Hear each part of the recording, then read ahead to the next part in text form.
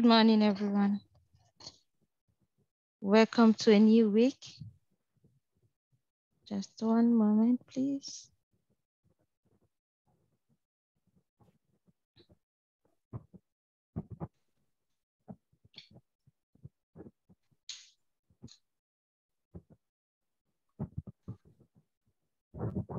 Sorry for starting late. I noticed that I could not log into the link. It's requesting my code, so I had to go look it up. All right.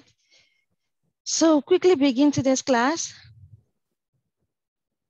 Today is the 8th week, and we're on chapter 8 of our test. So we are looking at equilibrium and elasticity. Okay. In our last discussion, we saw several types of equilibrium, which we'll be looking at again. But in this topic, we're actually going to be looking at equilibrium, balance, and how we determine the pivot, okay? So as usual, we used to have 3 blocks of our discussion. For this week, we are going to really modify certain things by taking this chapter in just 2 classes so that we can cover up for the 1 week that will be missing that we'll use for the reading week, okay? So we'll be looking at static equilibrium. We'll look at spring and we'll look at the properties of material. We have seen static equilibrium before in our previous discussion, but we'll look at it as it relates to equilibrium, balance system, and relationship with torque, okay? So we'll see spring also, and we'll discuss Hooke's law and how the restoring force and compression of the spring can actually be determined. Okay, we'll also look at the properties of materials. So let's begin with the very first discussion, which is torque and static equilibrium. We have seen torque in our immediate past chapter. We just finished discussion of torque. We said torque is the equivalent of force in a linear motion. We said, but torque is a kind of force that applies to rotational motion. But we've also seen static equilibrium when we discussed objects that are not moving, all right? So that's why I put it there as a reminder that when an object is at rest, it is in static equilibrium, all right? So under this topic, we want to understand exactly what happens. Under what condition can we say an object is not moving? How do we understand it using the previous understanding of our static equilibrium and torque, all right? We want to really look at, when we talked about static equilibrium, we discussed it in terms of an object that can be modeled as a particle. And we have also seen when we're discussing torque that we have some object like rigid bodies that cannot actually be modeled as a particle, but we'll have to bring in the description of shape. So that is why we are discussing it again. In that case, when there is static equilibrium, what happens? The condition for static equilibrium in the previous discourse, where we said the sum of all the component of forces will be 0, we'll have to extend it because we now have an extended object, which cannot just be described as, which cannot just be modeled as a particle, okay? So let's look at few conditions. In condition A, we see the object that can be modeled as particle. We see that the net force on that particle is 0. That is the force acting on this direction makes this system to be balanced. So the particle is in static equilibrium. It's not making any move, okay?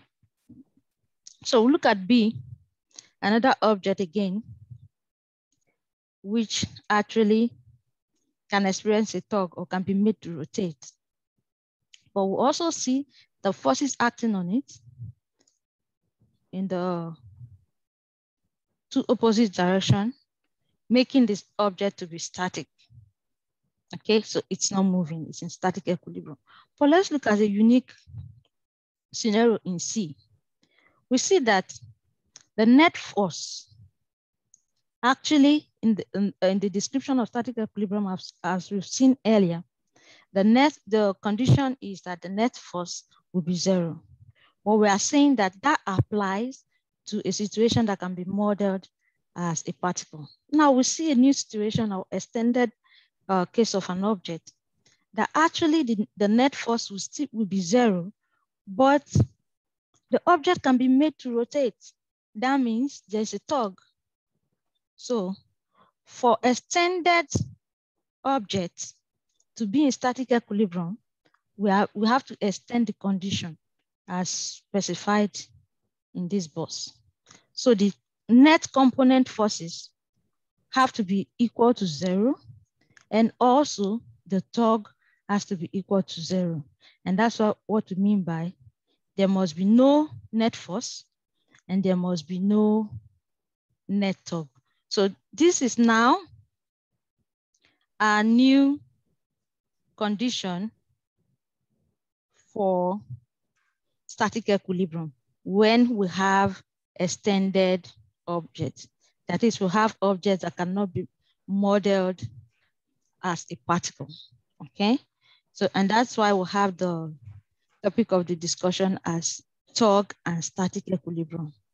So for static equilibrium, where we have a system that experience tug and force, this condition has to be met for us to state that that object is in static equilibrium. So that's just the new information we want to add to our existing knowledge of tug and static equilibrium, all right?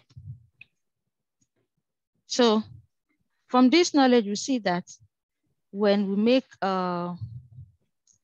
objects like buildings and dams, they are designed such that whenever we have huge force acting on them, they can remain static or remain motionless, okay? We use this understanding also in many other applications of sciences for constructions. Let's take one example to drive home that point, all right? A participant in a strongman competition uses an old-fashioned device to move a large load with only muscle power, all right?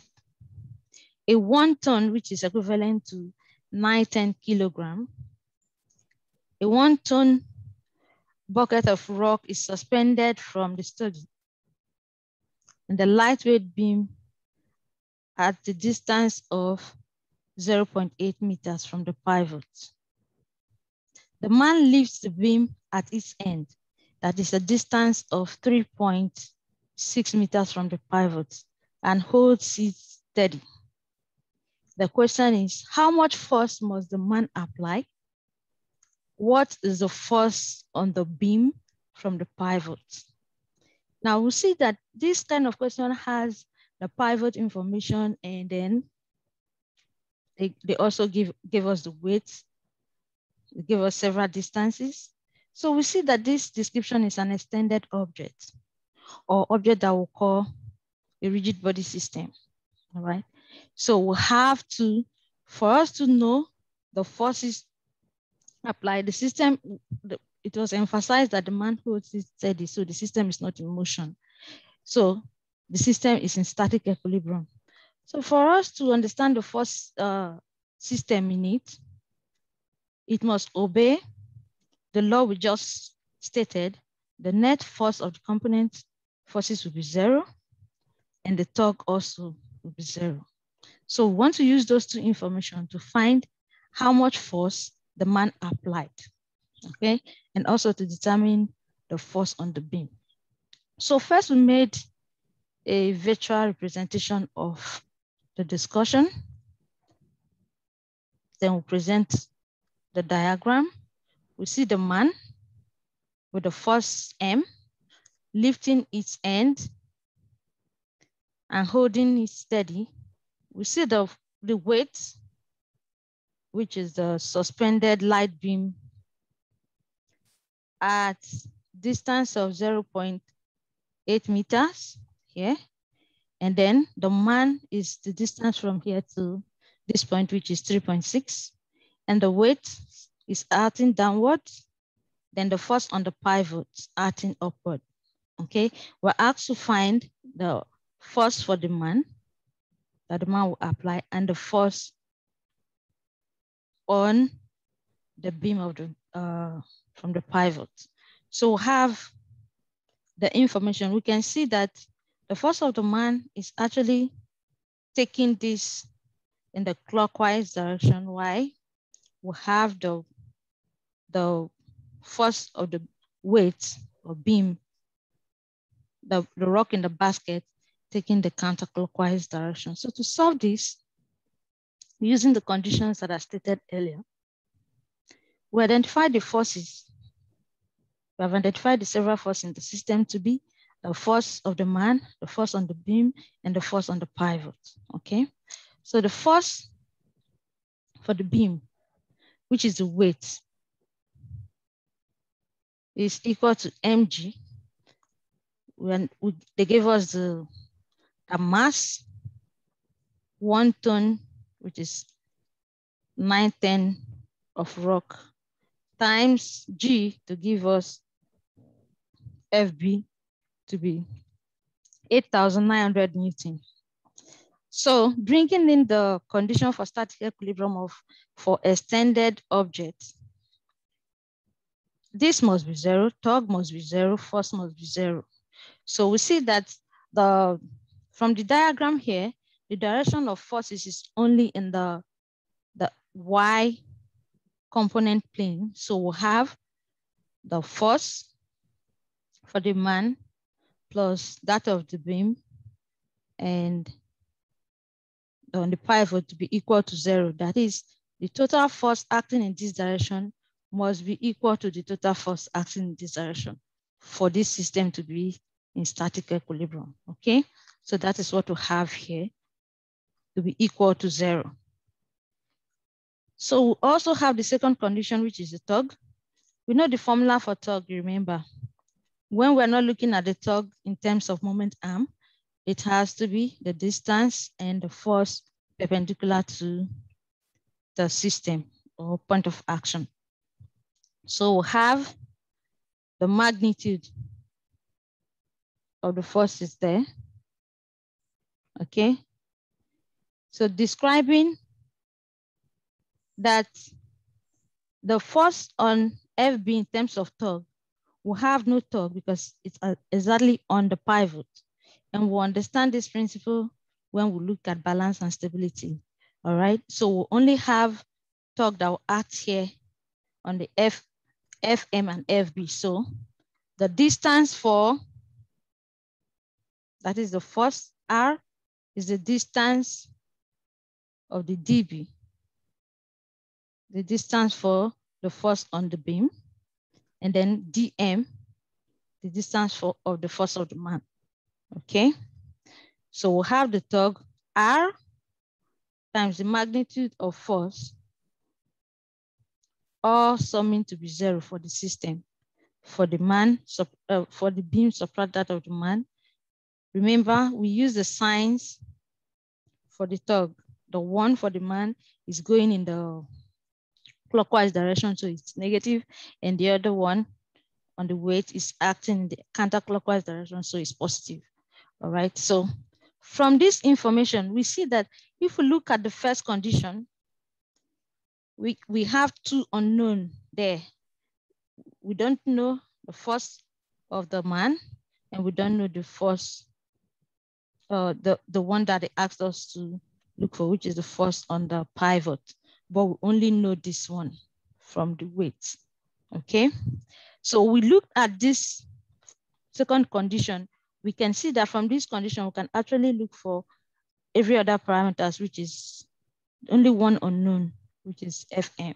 So we'll make that force of the man the subject of the formula here, from here, equating Fb dB to Fm dm. Then, because this is equal to 0, make this one the subject of formula. Fm becomes Fb dB over dm. Fb is given from our weight, which is the first thing we calculated here. And then we'll have the distance from the beam, which is also given as 0.85, and then the distance of the man from the pivot. So we'll have the force of the man as 2,100 Newton. So from this information, we can actually go to the first condition to get the force on the pivot.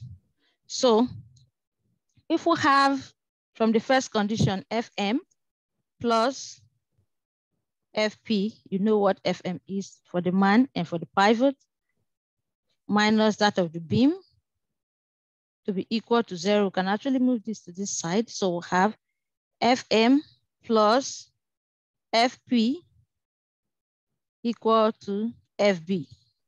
And we're looking for Fp. That means we can move this one to the other side. So we'll have Fp is equal to Fb minus Fm for the pivot, beam, and man, right? So since we know for the beam and we know for the man, we just substitute our value straight into this formula. So we have 8,900 minus 2,001 to get 6,800 Newton. So the force applied by the man is 2,100 Newton, and the force on the pivot is 6,800 Newton, okay? So that's how we're able to answer these two questions, force applied by the man and the force using the information of the condition for static equilibrium for extended objects. Okay, so since we know that it is stated that the force acting in either direction has to equate or to become the 0, the force and the torque, let's quickly look at this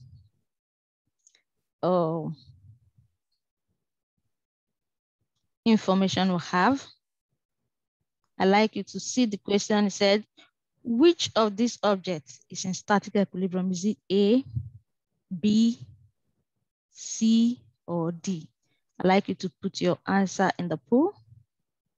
You have just 1 minute to determine that. Okay. Okay. Okay, we have 1 minute, then we'll end the pool. I need the response of everyone in the class.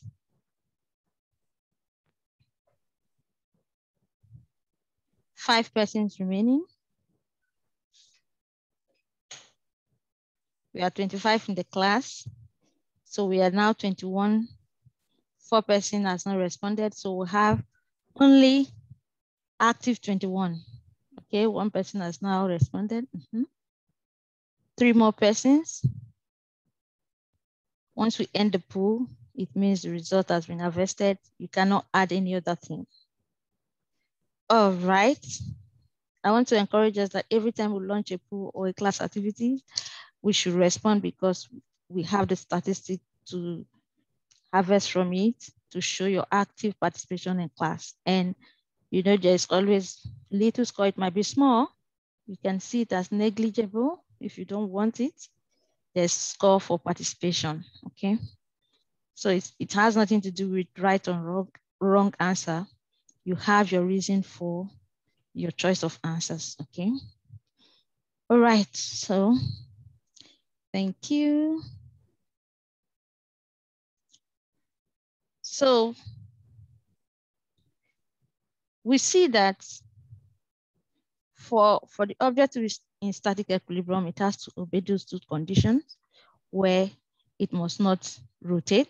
That is, there's no net tug and there's no net force. And the force acting on this side has to equate that of this side. If we look at the A, the first, look at the vector strength of the arrows representing the forces. This cannot be it because the force on this side is more.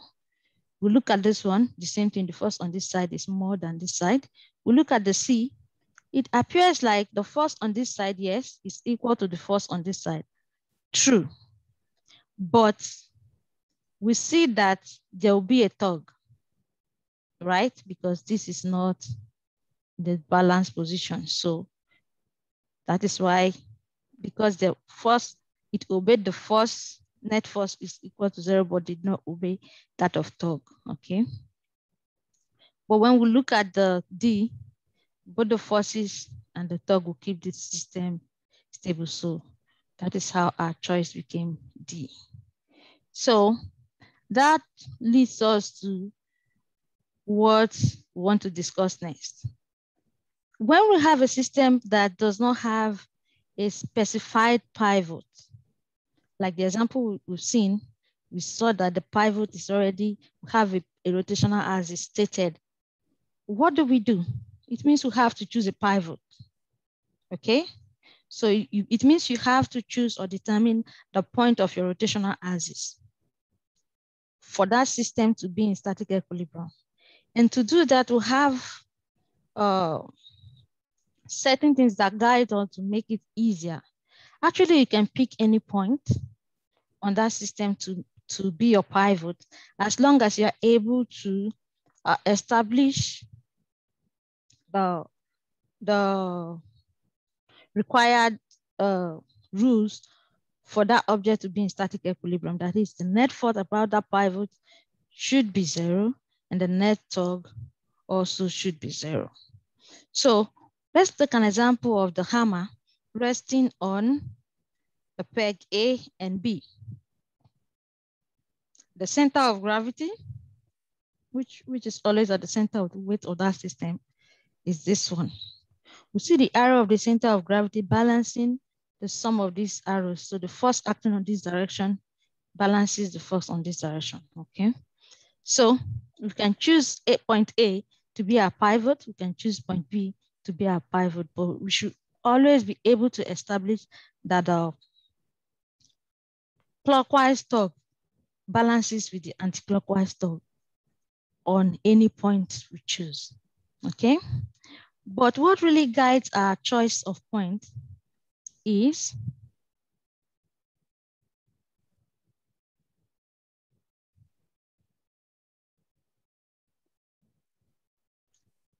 what really guides our point of choice is, okay, you want to get the balance of the system. That's for the center of gravity is usually at the middle, or the balance middle of the total weight of a system.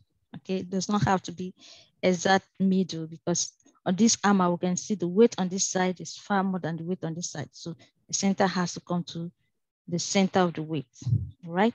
So we make the object to be in static equilibrium such that the net tug and at every point is equal to 0. So if we choose any pivots, pivot A, pivot B, the counterclockwise tug must balance out with the counterclockwise tug. So we say at the point of the peg B, this must, in terms of tug, have to be equal to 0. But the idea that guides our choice of pivot is that when we have a system and we have different forces acting on that system, it is best to place our pivot on that point of force that is actually unknown, because either it's totally unknown or poorly specified in our question. That will make our solution very simple. And most times, that is what we apply to solving problems relating to pivot and static and tug problems.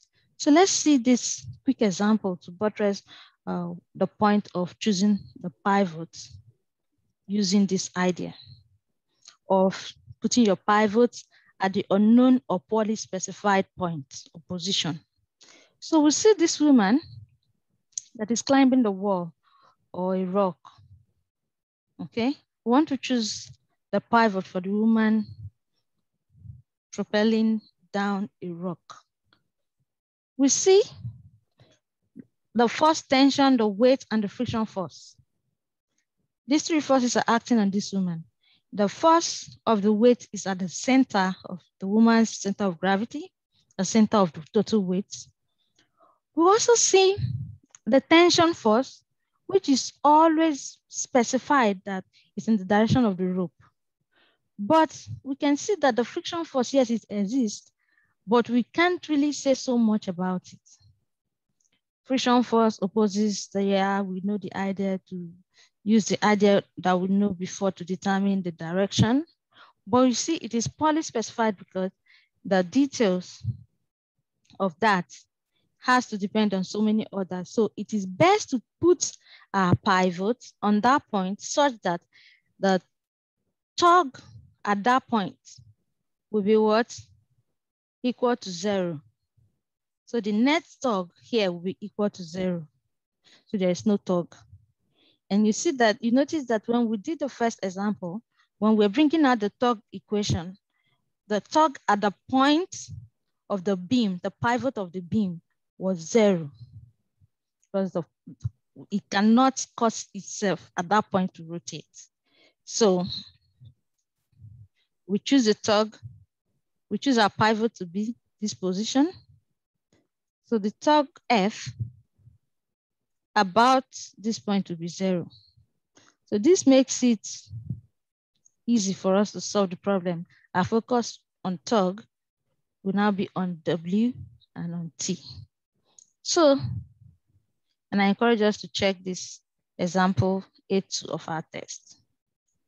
So before we look at an example with that idea, let's quickly look at the strategy for solving such problems, static problems. So it's the same strategy we applied to solving our first example. We decided the object of interest. Once it is given, we made a visual representation of the situation. We determine if it's an extended object, and we also determine the different forces acting on at different point on that object. So we decided the pivot. In a case where the pivot is not specified, you have to decide. And the idea for decision is putting your pivot at the point where the information on that force is poorly specified or unknown, okay? So that you can use that to eliminate the torque at that point. So you work with only the known. So we prepare to answer the question by determining the force that is acting and the direction in which they act. Then we determine the several distances from the pivot. Then we proceed to applying our mathematical knowledge or condition for static equilibrium for extended objects. That is net force being equal to 0 and net torque being equal to 0. And by that we mean the component of the S and the Y depending on the direction of the vector force and the net torque being equal to 0. Then you see if your answer is realistic. Okay, in the first example, we saw the man being able to lift a 2,100 Newton weight. Apply 2,100 Newton force to lifting a 910 kilogram weight. It's a strongman competition. It shows that that man is a strong man, right? Okay, so yeah, if you have any comments, feel free to just raise your hand and I'll ask you to come to the mic. I'm seeing some comments in the chat, but I'm not able to read them out now. But if we have time, maybe in the end, I'll read it out. So let's look at the second example. Applying our understanding of what we just learned about choosing our pivot point. We see a woman weighing 600 Newton lies on a 2.5 long 600 Newton reaction board with a bar with her feet over a fixed support.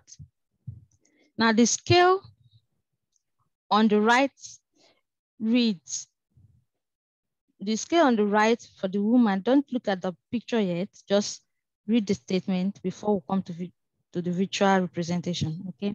The scale on the right reads 250 Newton. What is the distance, D, from the woman's feet to her center of gravity? Okay, the distance is not known. So let's visualize it now. The woman is lying on her back, okay? The information just said lies, okay, on a 2.5 meter long board. Now they use the word 600 Newton reaction board because the board will also give like a reaction force to the weight on the woman resting on it, okay? Now they specified this because we need it to solve the question of the distance, all right? So the question is, what is the distance of the woman's feet from her center of gravity? So we see the visual representation is on a support. This is the woman lying down. The center of gravity is always at the center of the weight of the woman. So we pick it to be at about somewhere above the hip or close to the hip. Then for the reaction decks, the center of gravity, since the table or decks or board is uniformly distributed, it will always be at the center of that object. So we have the center of gravity not being at the center when the weight, total weight on that system is not uniformly distributed on the length of that system. So now the woman lie down and a scale at the right or towards the head reads 250 Newton. So we'll have to identify all the forces. There's the normal force here. There's the force on the scale, the force of the weights acting from the center of gravity of the woman, and that from the table or board. So we see that the sum of these forces acting in this direction is equal to the sum of these forces acting in this direction. So the system is in static equilibrium, okay? So it means we have to bring out the first component because it's an extended object. We bring out the first component and then we bring out the third component. Now to choose our pivot, we have to choose the place where, like we said earlier, the information about the force is poorly specified or unknown. So we pick our pivot at the point of support because really from all the description in the question cannot say much about that point. So we identified there's a force there. When we brought out the first equation, all the forces will be present because it has to show that the summation of this and this balances with the sum of this. And so we'll have N minus, for force, the downward weight is negative plus force, give us 0. But for the torque, because we already specified that the torque at this point is 0, that is no torque, we're not going to have the description of torque there, okay? So that is our pivot. So the total torque about or forces around the pivot is what has to be 0. So we have the counterclockwise and the clockwise direction, okay? So we have the length, and remember the formula for torque, that's what we're applying here, R and the perpendicular force, okay? So we have for this, the distance, because this one is just negative signs telling you the direction, okay? So L for the WB, that is the weight on the board, is half the length. So that's why we'll have L over 2 for this, that is the arrow perpendicular for that, minus the D and the weight, the distance, which is the one we are asked to look for, the distance from the center of gravity, which is the weight of the woman. Remember, they gave us the weight already in Newton. So we'll have the information for that. And then we'll have, for this one, the full length from the feet times L. So we'll have our torque equation to be this. So from the information of this, from the information or equation of the torque, we are able to determine the D by making it the subject of formula in this equation. So this will move to this side. This will move to this side, and we'll divide by the coefficient W. That's how we came to this final equation. Okay, so we'll substitute the values that we know: 2.5 meters, force 250 specified, minus half 2.5 meters, that's L. The reactive force is given as 60, and then our weight, which is W, is given as 600 Newton. So we'll have the distance to be 0.9 Newton. So you see that from the information on choosing our pivot, we can actually arrive at our answer easily once we can eliminate or make that pivot to be at the point where the force is poorly stated or unknown. Okay, so let's move to another block of discussion on that, which is stability and balance. Now, imagine you have a bus, your square bus, and you give it a tilt. You tilt it, it comes back to position. You increase the force with which you tilt the bus. A time will come when the bus will roll over. But you can actually give it that particular tilt that will make the bus to stand at the edge. So we see three things that will happen depending on the kind of force applied to the bus that you are tilting. You give it first tilt, it can come back to its original position or return to its original position. You give a second tilt forcefully, it can make the bus to roll over. Then there's a third one, it can make the bus to actually stand on the edge, okay, or sit on the edge, or be balanced at the edge. So that's what actually makes that balance to happen in that third case, when it's not returning or flipping over. It has its own principles as well, and that's what we want to look at stability and balance. And for that, our understanding of center of gravity also have to come into play. We have seen center of gravity to be the force that will act on the middle of the total weight of that system, okay? Just to strike a balance. But what happens when you adjust the distribution of the weight for extended body and you still have to get a balance? So that's the principle we want to look at as balance and stability. So we see, we'll extend the analogy from that of a bus to when you have a car, because this is the information that we use to design cars. Great. So this is the information that we use to determine or design cars' center of gravity by taking their base support to match their height and the distribution of weight in the car.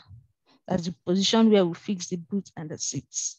All right. So we'll have this car with the base support recognized at the track width. We call that base support. You've seen it when we did a drag lab, what we call the width of the car. Okay. So the center of gravity with the gravitational force pulling down to get the balance. Now you give this car a tilt upward. We see the tug of gravity, which we have seen when we saw that gymnastic woman having to rotate around the pole. So we see the tug of gravity pulling this car back to position.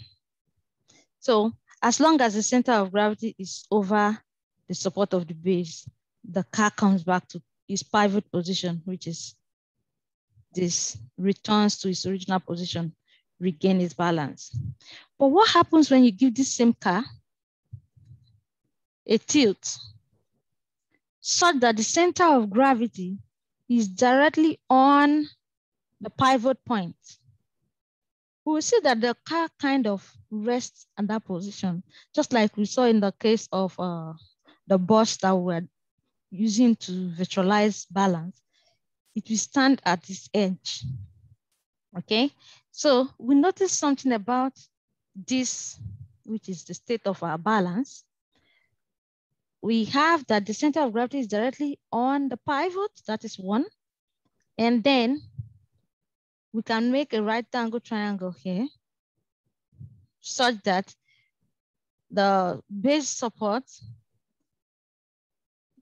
T, the base support is exactly half, okay? And then we can make the height drawn from the center of gravity to touch to form the right angle. Then the angle of theta becomes our critical angle, theta C. So the vehicle's critical angle is actually to determine that we use tan. So we'll have tan inverse of half T and the height H. So for an object to be stable or balanced, it has to have the critical angle or the gravity, center of gravity to be directly on the pivot point, all right? So we look at the last scenario where you give it the force such that the push exceeds the critical angle. It's going to fall over. So the car will tumble. And most times this will happen in accident cases, okay? The force or the impact makes the car to go beyond beyond the critical angle, then it tumbles or roll over, okay? So we see something about balance, that the object will roll back to an upright position if the theta, which is the angle of theta, is less than the critical angle. Once the angle of theta is greater than the critical angle, the object will roll over. Once it's less than, the object will return, okay? But once it's at that exact critical angle, there's a balanced state. That is the state where the center of gravity is exactly on the pivot. So let's look at an example. You see the lady standing. The center of gravity here is exactly at the center of the base. Now the woman decides to stand on the toe. We'll see the center of gravity adjusting to be exactly at the point of pivot, which is the base support, okay? And this is what the first diagram we saw in the introduction of the topic, the ballet dancer, which is another typical one, standing on the tip of his feet. How is that ballet dancer, the question on that edge at the beginning, how is that person able to maintain balance on that point? The person is able to manipulate the distribution of weight around the system such that the center of gravity is directly on the base of support. If that woman manipulates it such that it exceeds the critical angle, there will be a fallover, all right? So that is basically the principle that guides balance. We ought to take an example, but because we have to look at the very last part, which is spring and Hooke's law. The spring and Hooke's law part, we have seen spring before when we said the force of the spring acts directly opposite to the act of force compressing or extending. So if the force is compressing, the reaction force goes opposite, which is force of the spring. And if it's pulling, the other force goes to the opposite of that force of action or a force applied. So for the spring, we have that the force that restores a system to an equilibrium position is called the restoring force, okay? We saw for the balance, this is the idea of balance that we want to use to bring about this in spring, all right? So we'll have the restoring force, that is the force that return actually takes the spring to its original position. And we'll have system that exhibits this restoring force, we call them elastic systems. So those systems have elasticity.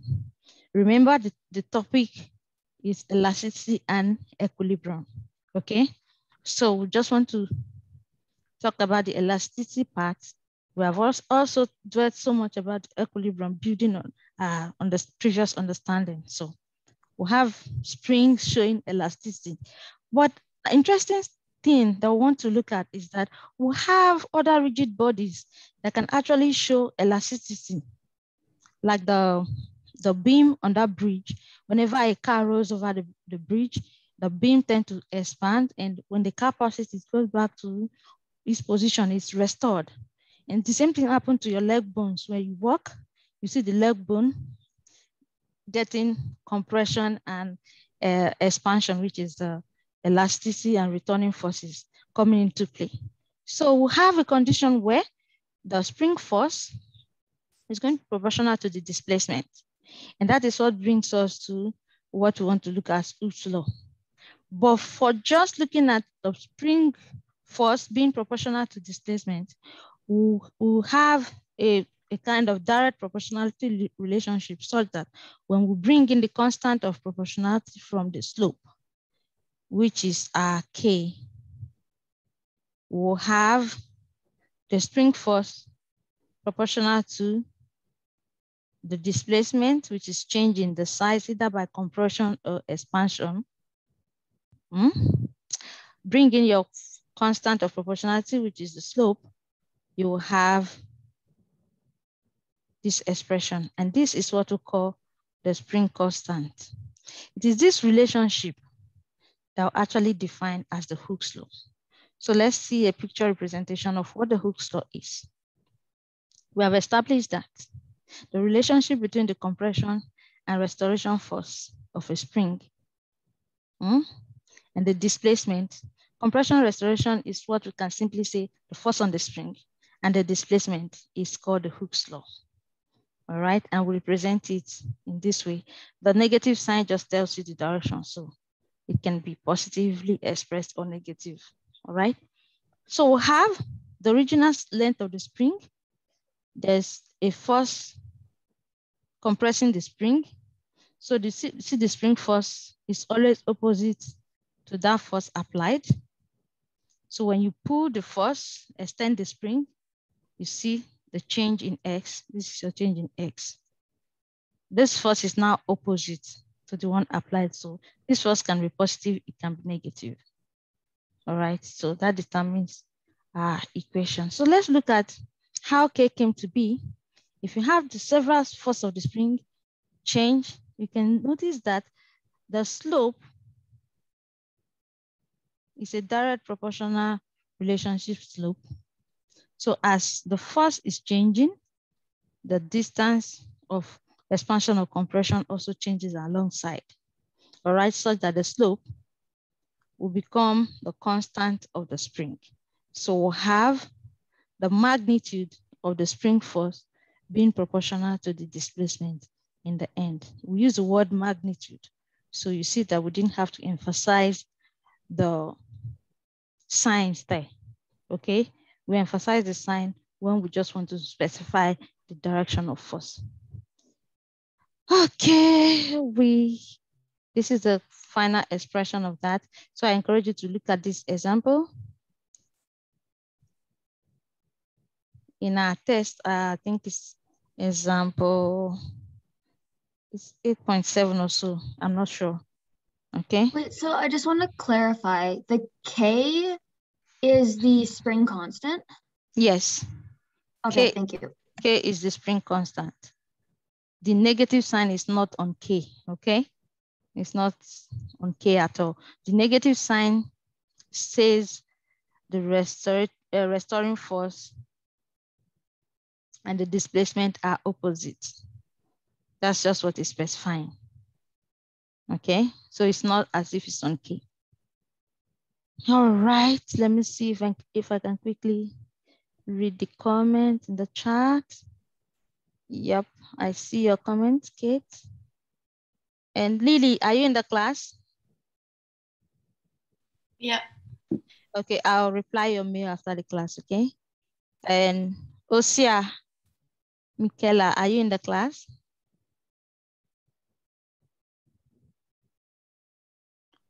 Osia, Michaela, I'm sorry if I'm not pronouncing the surname very well. Are you in the class? No, no response, okay. Okay, so the comments in the chat, this is the first, okay, it's response to the question. All right, thank you so much. I will post I sent a post information about the lab. Did you all get that on Moodle? I forgot to say.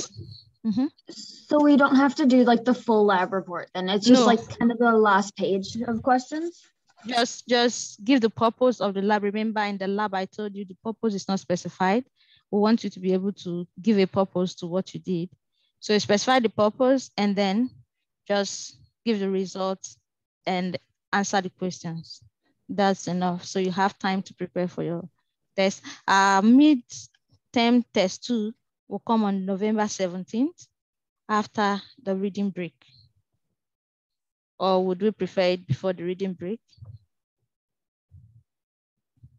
So the tentative date is 17th. If you have any objection, I'd like to see it before the end of the week so that we can see how we can make an adjustment if your reason is justifiable. Okay. And which chapters is the midterm on? I just want to clarify. Okay, it will cover the second part of the class majorly. That is from to chapter. I hope we'll be able to handle the beginning part of chapter 9 this week. By Wednesday, we should finish chapter 8. So we'll move on Friday to chapter 9. All right. So we'll take chapter 10. So it's going to cover to chapter 10. All right. Okay. So it's only topics after the first midterm? Yes, we'll focus on the topics after the first midterm. So okay, one more question. You posted a new assignment, I think assignment 7. When is this one due? Is it due at the end of this week as well, or? No, it's not. I didn't put the due date there because I'm yet to decide. I think I have 2 pending assignments with you. Yes, yes. Usually we have 1 week span, but I just want to see our response with the outstanding assignment too. Can choose that date. But I'll decide that soonest so that we won't have to wait indefinitely. Okay. All right. Okay, we have so many persons agreeing to 17. Can I just ask one more thing? Okay. With the midterm, it's up to chapter 10, you said, and then like I was just wondering which chapters does it start with? Because like I know the last one, I can't remember what the last one covered. The last one ended at chapter 5. Okay, thanks. So it's like 5. We'll have the first 5, then the next 5, then next 3, then exam. All right, thank you. All right. Thank you so much. I have a question regarding the assignments. Okay. So online it says that the chapter 5 assignment is due November 5th, but that the chapter 6 assignment is due October 27th. Should we just do both of these, put both of those assignments for this week? Yes. Okay. Okay. So, and we're submitting in person. So when you're done with the assignment and you come to school, you don't meet me in my office. Always slide in your solution down the door. I'll see it once I open my door. Okay. And for those of you that comes to Wednesday lab, I expect you come with your assignment to Wednesday lab. Just hand it in if you're done. All right. Okay. Thank you so much. Have a great day. Dr. Charity. Yes, I'm with you. Yeah, so the 2 assignments are due this week. Yes, one is November 5th. So one is 27th. So the two, they are not this week. Oh, okay. Okay. Well, if you are done, you can bring in the 2 this week. Okay. Okay. All right. Thank you so much. Dr. Have a great day. Charity? Yep. Are you gonna answer my questions that I emailed you? Yes. Is that Lily? Yeah. Okay. Yes. I said I'll reply your mail. Oh, okay. Okay. All right. Thank you. I have a question about the lab. Okay. So like he keeps asking like, was energy conserved, like the KE before and after, like was energy conserved? And I'm not exactly sure what that means. Like, yes. how do you know if it's conserved or not? Yeah, that's because we have not really treated the conservation of energy, which will be our next discussion. By Friday, I think we'll be able to, but I'll just send a short email on how to know when energy is conserved. We're supposed to have done the class before the lab, the conservation of energy class before the lab, okay? Very confused. Yeah, I'll answer that. And then also the question of that Lily asked, and I'll send it like an announcement as well, okay? So you want, your major concern is how to know if energy is conserved. So that question is just testing your understanding of the conservation law of energy, okay? It's in our next class, but I'll just take the extract and bring to us all, okay? Sure, okay. All right. I think that's all for now, right? Okay, have a great day. Thank you. Thank you. Have a good day. You too.